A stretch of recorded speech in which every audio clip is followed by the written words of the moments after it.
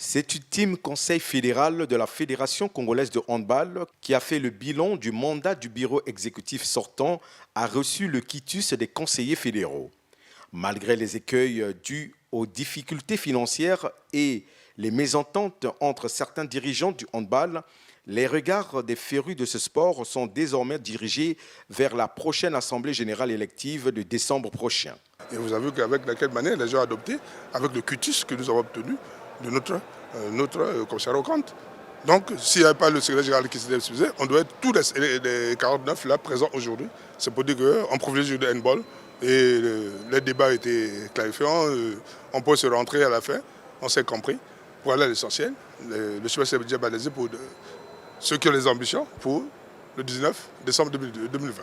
Les conseillers fédéraux ont été informés sur la dérogation obtenue auprès du ministère des Sports sur le report de l'élection du prochain bureau exécutif de cette fédération.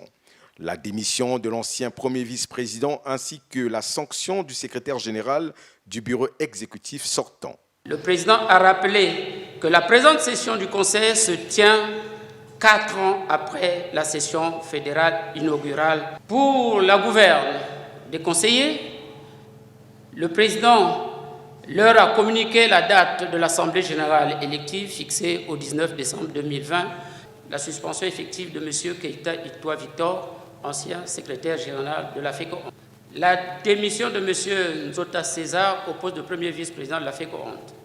Après ce conseil fédéral, les dés sont désormais jetés pour la bataille à la tête de la Fédération congolaise de handball avec l'objectif assigné au prochain comité exécutif, sortir ce sport de la léthargie dans laquelle elle se trouve depuis plusieurs décennies.